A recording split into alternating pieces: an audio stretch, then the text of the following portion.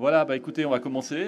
Bienvenue à toutes et à tous. C'est vraiment un plaisir de vous avoir ce matin ici pour célébrer un événement. On va célébrer. Je pense que Luc a célébré beaucoup de choses cette semaine. Il nous en parlera probablement un peu plus tard. Et puis je me permets de le saluer avec Claude et Guy aussi, ancien conseiller d'État et président du Conseil d'État de Genève. Nicolas qui représente Pierre Maudet, qui n'a pas pu être là ce matin, mais qui nous dira quelques mots. Donc la séquence, c'est je vous parle de la mobilité. Ensuite, Sabrina vous parlera de la Fondation Nomade, puisque c'est cette fondation qui nous a permis de prendre cette initiative. Et après, ensuite, Luc et Nicolas nous adresseront des messages de soutien, j'en doute pas. Donc, concernant cette initiative, il y a un élément qui est important, je ne vais pas rentrer dans les détails, mais on vit une révolution technologique majeure dans notre société. Et l'idée de ce hub s'inscrit dans ce souci de faire de l'innovation au service du bien commun, et en l'occurrence de la mobilité. Mais comme vous le verrez, il y a 6 hubs en tout dans lesquels on a décidé d'avoir cette démarche, et d'innover ensemble. Innover ensemble, bon, c'est coopérer pour réussir, c'est la thématique de ces assises. Ça paraît être une évidence, mais il faut le faire, passer à l'acte. D'où le fait qu'on travaille déjà sur des projets très concrets.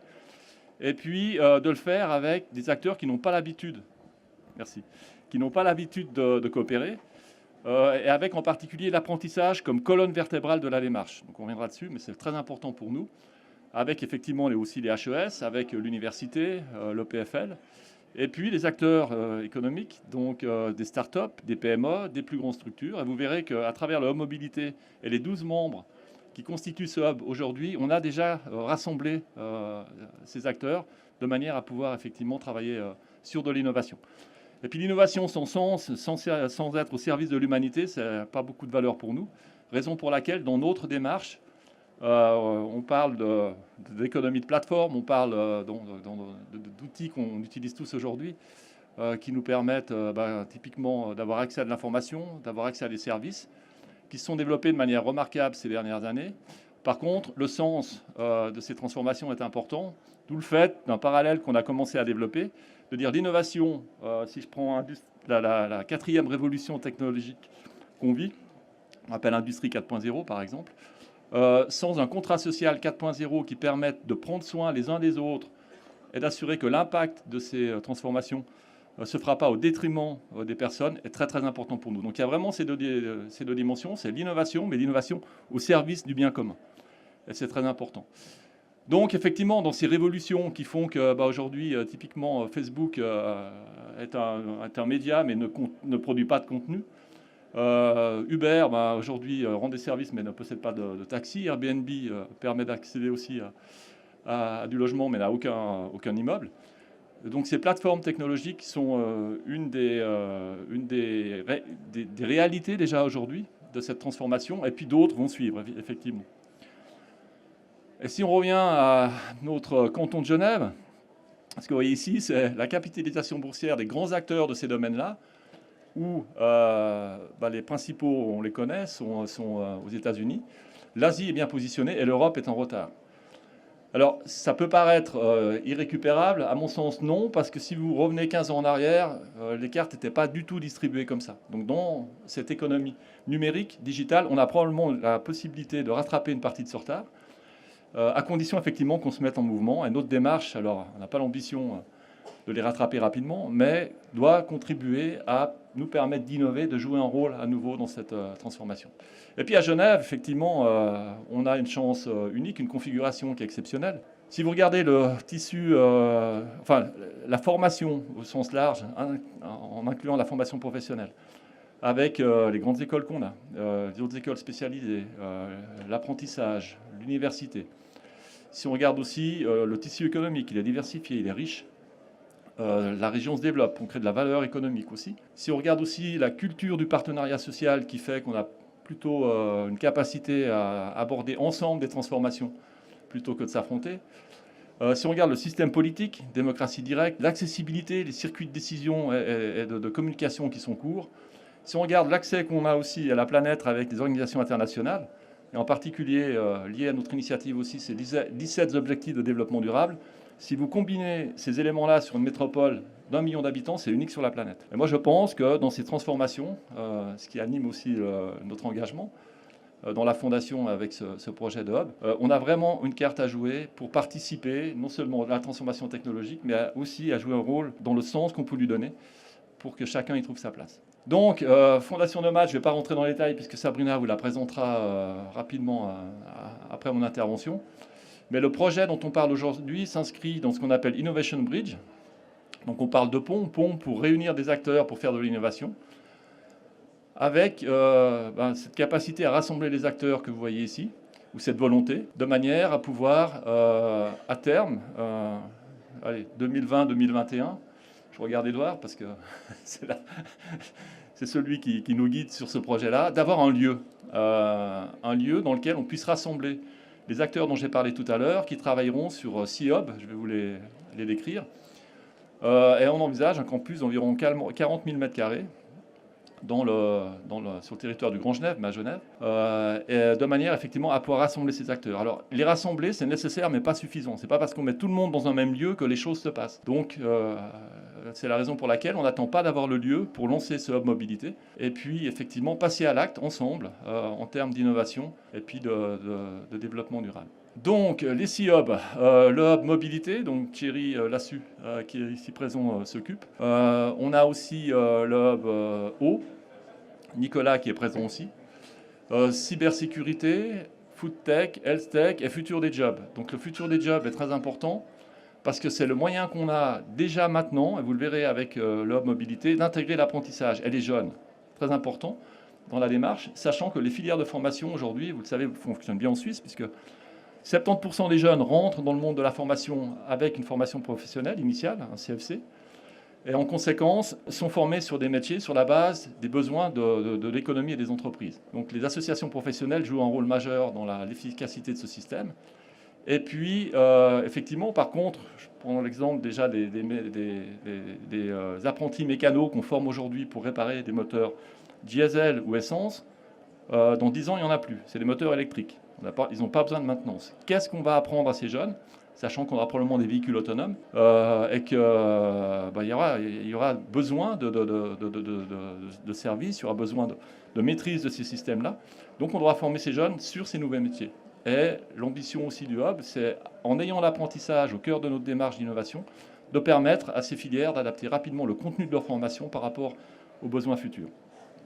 Donc, avant de rentrer dans les détails du hub, il y a aussi quelque chose qui est assez fascinant sur ce petit territoire. Si vous prenez ces 3 exemples de mobilité au soleil, sur terre, dans les airs et sur l'eau, dans l'arc lémanique, ces solutions ont été portées, ont été développées et créent à nouveau un environnement, une situation unique.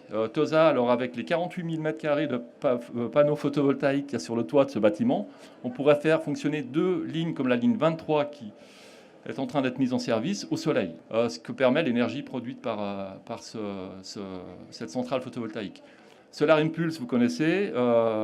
Sur l'eau aussi, ce bateau solaire qui a fait le tour du monde.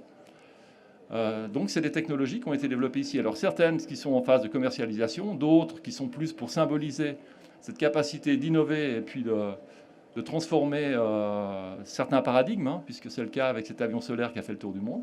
Et c'est ici que ça se passe. Donc on a aussi cette possibilité, si on se rassemble, parce que les acteurs de ces projets-là aujourd'hui se côtoient, mais n'ont jamais pris le temps, et c'est un des objectifs du hub, de se parler pour imaginer ce qu'ils pourraient faire d'autres en collaborant. Donc, le hub, c'est vraiment une grande fierté de l'annoncer aujourd'hui, parce qu'on s'était fixé cet objectif ce jour pour qu'effectivement on rassemble des acteurs qui sont principalement des acteurs industriels, ce que j'appelle le premier cercle, qui nous permettent de travailler sur des projets concrets. Alors TOSA, on est un, parce que je dirais l'initiative ou le modèle qu'on veut mettre en œuvre à travers des partenariats publics-privés vient de cette expérience qu'on a développée à Genève ces dernières années et de cette capacité de valider en fait un modèle qui n'existait pas. Il y a 10-15 ans, imaginez que les transports publics genevois, les SIG, avec l'Office de la promotion industrielle et une entreprise comme ABB pourraient travailler, collaborer, financer un projet innovant de rupture technologique, l'amener ensuite sur le marché, ce qui est en train de se faire, c'était sincèrement inimaginable. Aujourd'hui, on l'a fait. Et en conséquence, c'est de s'inspirer de ce type de démarche, il y en a d'autres, pour que les acteurs que vous voyez ici, donc UPSA, c'est cette association professionnelle qui s'occupe des apprentis dans le domaine de la mobilité, les transports publics genevois, Je ne vais pas les présenter. Green Motion, qui est une société dans le canton de Vaud, donc on est déjà sorti du territoire genevois, qui fait des systèmes de recharge. Le Clonchet fait des batteries, du stockage d'énergie. IEM, des systèmes intelligents de rodateurs, de capteurs pour des parkings intelligents. Grunderco, qui distribue du matériel agricole, où là, on voit aussi une tendance à l'électrification. Citec, qui a une expertise dans le domaine des systèmes de transport pour les villes. Technopolis, qui est un lieu à Porte de Lyon. Ouais, c'est juste. Il y a 2 fois, non? Ok, c'est pas grave. Donc Technopolis, qui est un lieu aux Portes de Lyon, 80 hectares, et qui est une société qui a été créée par des acteurs de la mobilité pour expérimenter dans un laboratoire grandeur nature des technologies pour la mobilité du futur. Green GT, qui fait des piles à combustible. ABB, qui est actif dans le domaine de la mobilité sur rail et sur route, avec ce partenariat pour le bus TOSA. Les services industriels de Genève, qui sont intéressés sur comment on va intégrer ces nouvelles technologies dans des réseaux électriques, comment on peut gérer le stockage d'énergie, comment on peut alimenter ces systèmes de mobilité électrique. Donc voilà, 12 acteurs économiques et industriels qui se réunissent. Pardon? Ah oui, Archamps Technopole. Ah mais c'est ça, mais j'ai pas mes lunettes. Merci Claude. J'oubliais l'essentiel parce que c'était aussi vraiment très important pour nous d'avoir Archamps Technopole dans la démarche, parce que ça donne tout de suite une dimension Grand Genève à notre initiative, et c'est ce qu'on veut. Donc voilà, c'est pas exclusif, c'est le premier cercle. Il y a d'autres acteurs qui, dans les semaines qui viennent, vont nous rejoindre, mais c'était notre volonté, avec le soutien de l'État aussi, du département de Luc et du département de Pierre Maudet, qui soutiennent l'initiative, d'avoir des acteurs publics, privés, des acteurs académiques. Alors on a les apprentis, mais les HES et l'université vont nous rejoindre aussi, pour effectivement innover.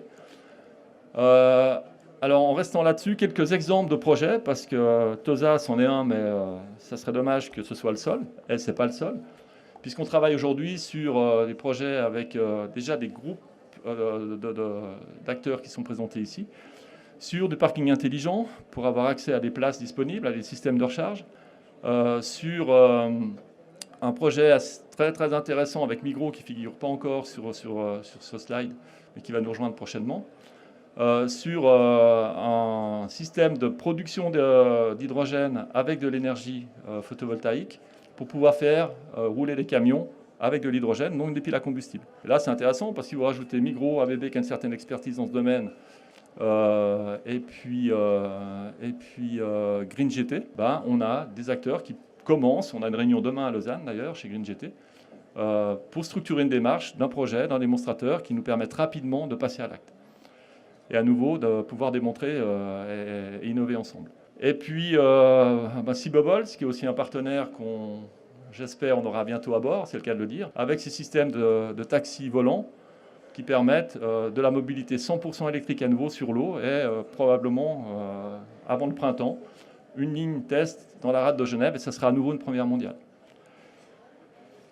Donc voilà, je ne vais pas citer les autres, mais on a déjà 7 projets sur lesquels on va travailler. Et puis l'objectif, c'est d'imaginer ensemble de l'innovation, mais pas uniquement, parce qu'on a souvent des clients qui sont similaires.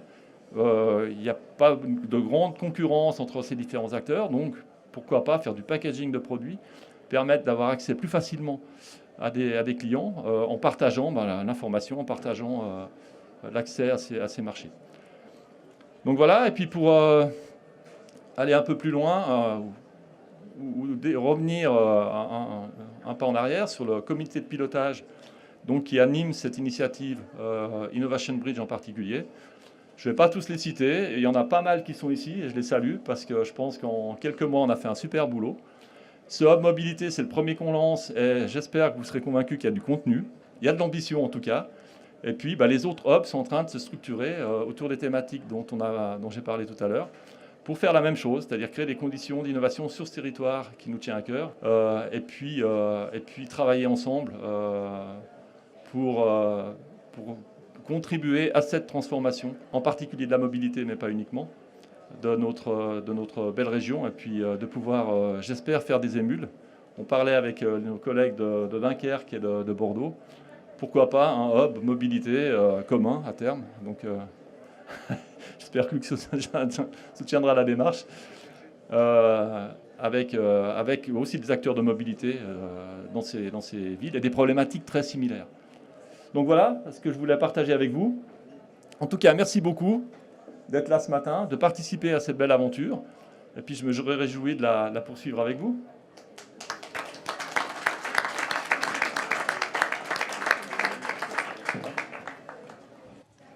Alors, je ne vais pas faire de longs discours parce que tout a été dit, mais je vais tout de suite céder la parole à notre conseiller d'État présent qui nous a fait vraiment l'honneur d'être là aujourd'hui malgré un emploi du temps extrêmement chargé.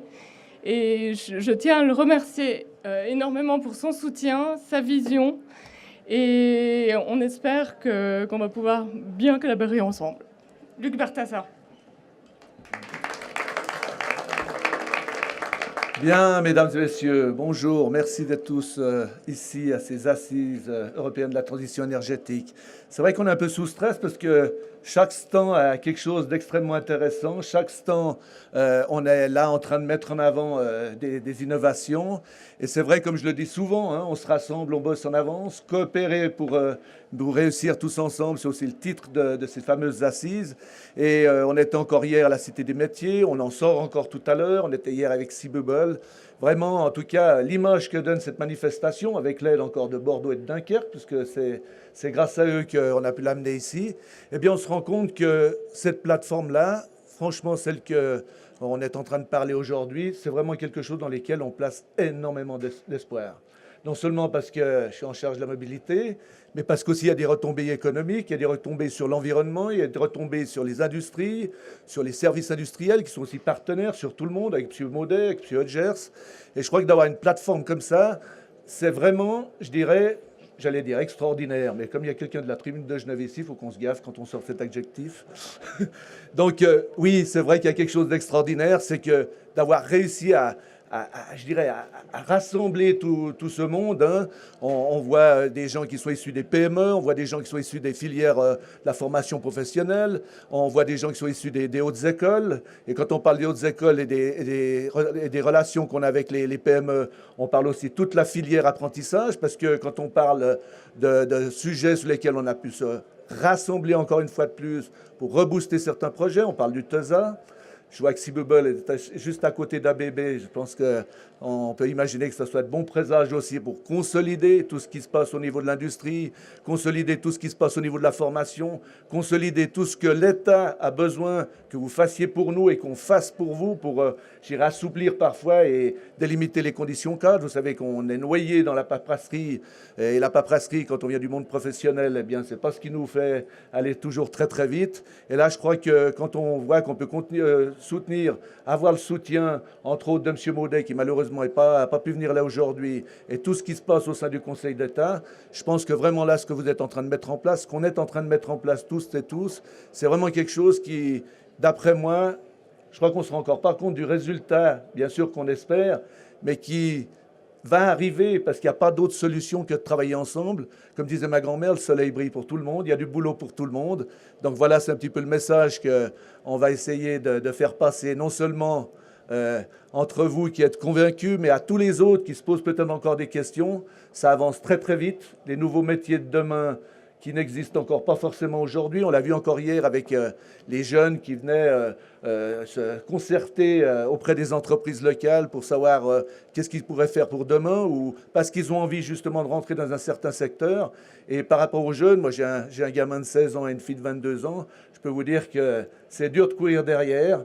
Donc courons tous ensemble pour atteindre ce fameux but qui est non seulement sur ce stand, sur cette plateforme, avec la Fondation Nomade qui, j'espère, ira au-delà de tout ce qui concerne la mobilité, parce que tout se rassemble, tout est lié quelque part, et d'avoir, je dirais, toutes ces figures, prometteuses pour notre avenir à Genève, eh bien, ça fait vraiment plaisir. Encore une fois, on porte beaucoup d'espoir par rapport à vous. Si vous en attendez de nous, eh bien, on sera à vos côtés. Merci.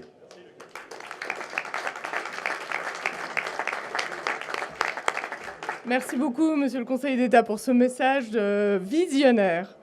Je cède maintenant la parole à Nicolas Snigly qui vient représenter son patron, Pierre Maudet, ministre de l'économie et de la sécurité. Merci beaucoup Sabrina.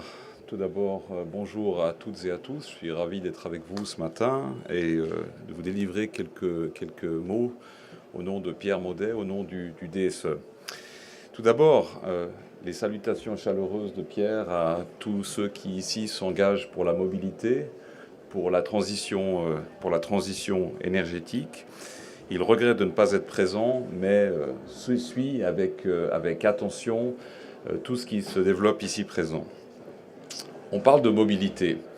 La mobilité, de tout temps, ça a été un besoin fondamental de l'humanité. On a ici, derrière ce besoin, un facteur clé, en gros, de l'économie, de la prospérité économique et sociale.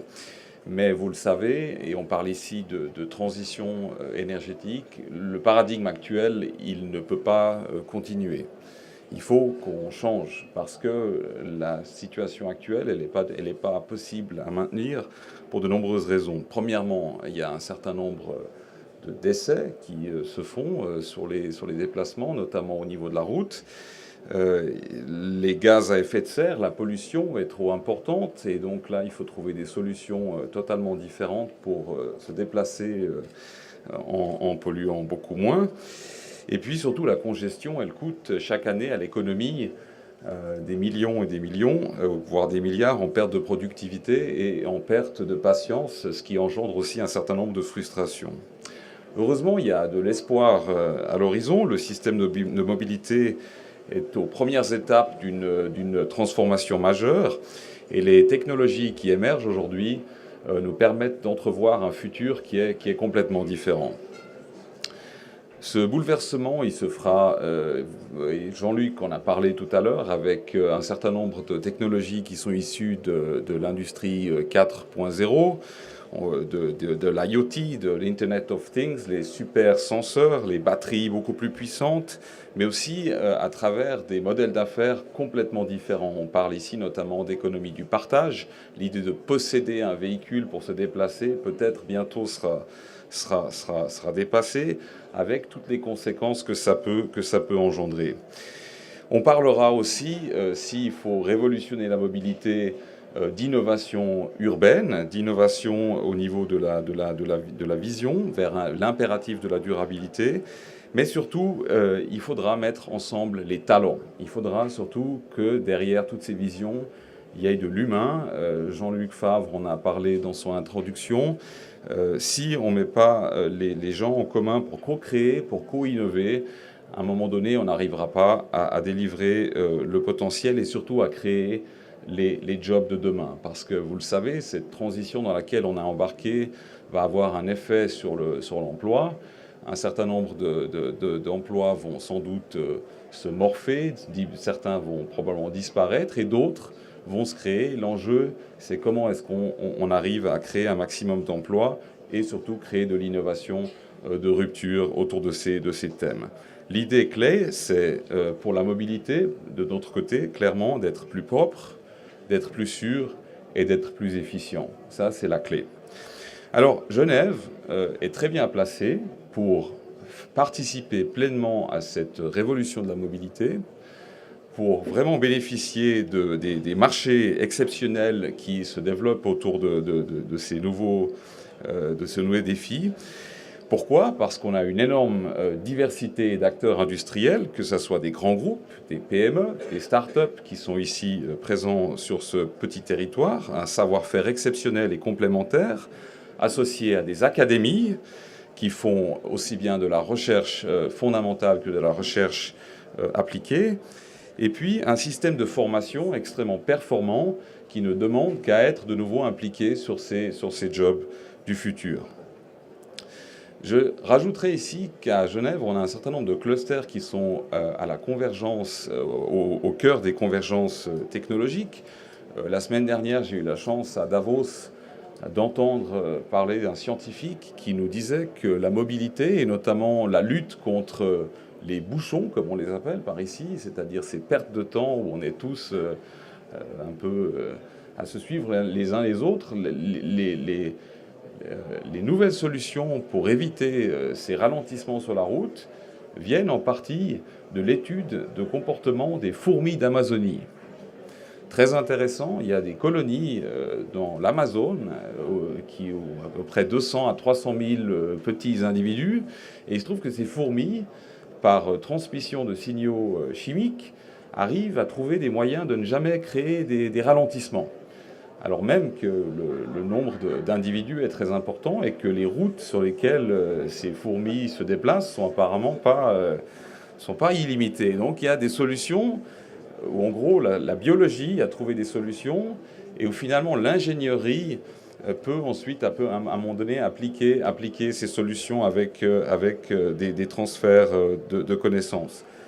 De nouveau, on voit à Genève, on a un hub extrêmement important sur la biologie, tout ce qui est sciences de la vie. On a des savoir-faire sur la mobilité. L'invitation, elle est évidente. C'est de croiser les savoirs, de se mettre ensemble pour, en gros, sortir de quelque chose qui est intéressant, voire tout à fait révolutionnaire.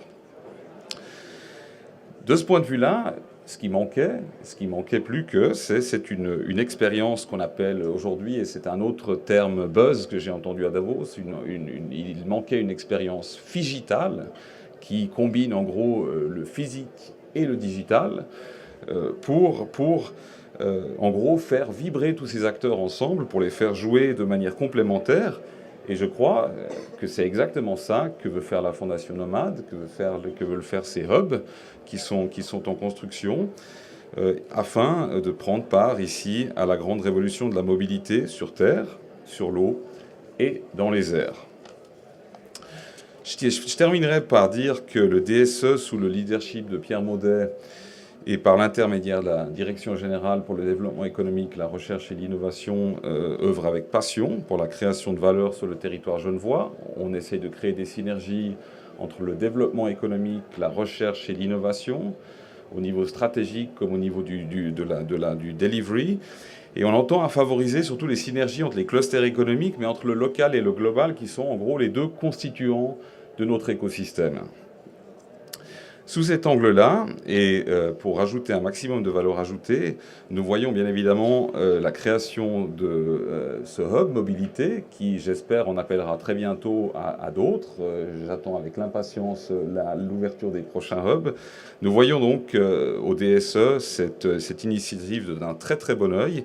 Nous la soutenons bien évidemment et souhaitons ici, encore une fois, remercier très chaleureusement toutes celles et tous ceux. On a vu ici Jean-Luc et Sabrina, mais il y en a beaucoup d'autres qui sont derrière dans les coulisses et qui s'engagent à fond.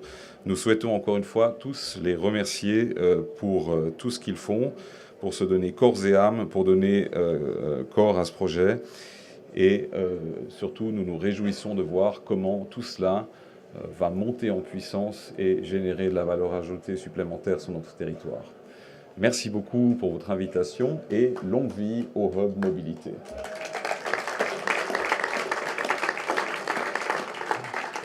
Je t'en prie. Alors je conclurai cette inauguration officielle d'abord avec un mot de remerciement à tous les acteurs qui ont travaillé depuis presque 2 ans maintenant. Le premier, ça a été Jean-Luc Favre, qui a cru dans ce projet et cette vision. Et puis je vais vous dire quelques mots justement sur cette vision, d'où on est parti et où on est aujourd'hui. Parce qu'évidemment les visions, ça évolue avec le temps. Au départ, l'idée c'était de se dire comment est-ce qu'on peut ici en Europe et en particulier en Suisse s'approprier la révolution digitale. Vous savez que les révolutions en général elles ont duré à peu près 80 ans, les différentes révolutions industrielles. On prédit que la révolution digitale ne durera que 25 ans. Et que d'ici 2025, on aura une nouvelle révolution. Qui le sait? Je ne sais pas. Tout ce qu'on peut constater, c'est que le temps s'accélère. Ce n'est pas le temps qui s'accélère, c'est la technologie qui a envahi nos vies et qui a induit un changement de comportement. Et ce changement de comportement, je pense qu'il est extrêmement important qu'on le prenne en main et qu'on en soit nous-mêmes maîtres et que la technologie ne devienne pas notre maître. Donc c'est avec cette motivation de départ que la vision que nous avons développée, c'était de se dire mais comment est-ce que nous en Europe, où quand on crée une entreprise, c'est pas forcément pour la revendre, parce qu'on a un système de retraite et un contrat social qui est quand même bien développé. Notre objectif, c'est de s'approprier cette révolution digitale à notre façon. Et notre façon, c'est quand on crée une entreprise, on crée des jobs, on a une responsabilité sociale qui est extrêmement développée, en particulier la Suisse avec son système de formation professionnelle, et je pense un des pays au monde où la responsabilité sociale est la plus développée, sauf qu'on ne le dit pas. On ne dit pas qu'un maître d'apprentissage, il a une responsabilité sociale. Or, 92% de nos entreprises en Suisse ont moins de 10 personnes. La plupart de ces entreprises ont été créées par des apprentis, par d'anciens apprentis. Donc l'entrepreneuriat dans notre pays vient du terrain. Et l'apprentissage, c'est quoi? C'est des études pragmatiques sur le terrain. Je déteste quand un apprenti vient me dire « moi, j'ai pas fait d'études ». C'est des études, mais c'est une autre forme d'études qui demande une autre forme d'intelligence. Et les entrepreneurs, en principe, ont fait ce genre d'études. Ils ne sont pas sortis des grandes universités, ils viennent du terrain. Parce que ce sont des personnes pragmatiques qui n'aiment pas tellement se conformer à l'ordre établi. Et dans les universités, on a plutôt tendance à formater les gens. Donc aujourd'hui, la révolution digitale nous donne quoi? Une opportunité, en fait, de mettre en valeur ces personnes qui n'aiment pas trop se mettre dans des boîtes, mais qui nous font vivre à nous tous, parce que c'est eux les créateurs d'emplois. Pourtant, dans la plupart des hubs ou des accélérateurs, on met l'accent sur les startups technologiques qui viennent des hautes écoles, qui sont certes extrêmement importantes. Mon propos n'est pas du tout de les mettre de côté, mais mon propos est de valoriser aussi la plus grosse partie de la population qui, elle, n'est pas forcément reliée à l'innovation de la même manière. Et donc, le but de notre démarche, c'est faire un pont. C'est pour ça qu'on s'est appelé Innovation Bridge. Faire un pont, parce que comme disait Newton, les humains sont très habiles à construire des murs, mais ils ne font pas assez de ponts.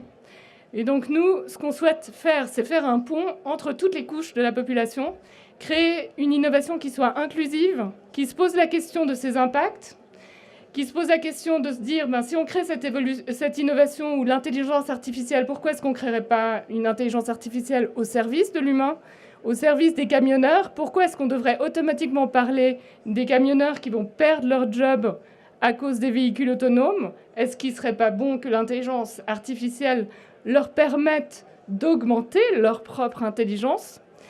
Je ne pense pas que la machine devrait supplanter l'humain. Je pense que l'humain, personne ne l'a inventé, ou en tout cas, on ne sait pas qui l'a inventé. Donc c'est une innovation qui ne vient pas des humains. La vie, personne ne l'a inventée non plus. Donc on a tendance aujourd'hui, nous les hommes, à se prendre pour des dieux. Notre idée à nous, c'est un petit peu d'humilité, revenir à la base, et puis de se dire que l'innovation, finalement, c'est l'affaire de tous. C'est ce que nous aimons tous faire, c'est améliorer l'existant. Et je pense qu'avec la révolution digitale, et je m'en tiendrai là, on a la chance que notre jeunesse ait des valeurs de partage. La génération Z, c'est quand même une nouvelle génération avec une motivation altruiste. Et bien pour eux, je pense que nous pouvons essayer de construire un monde, demain, qui sera fondé justement sur le partage.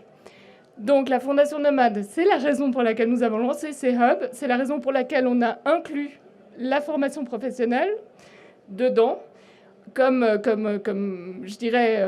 fondement même de notre démarche, pour inclure en fait toute la chaîne de production des entreprises, que personne ne soit oublié, et faire en sorte aussi que de toutes ces cultures différentes, on puisse déformater les cultures des uns et des autres, et par là même trouver des idées créatrices. C'est vraiment le fondement de nos hubs.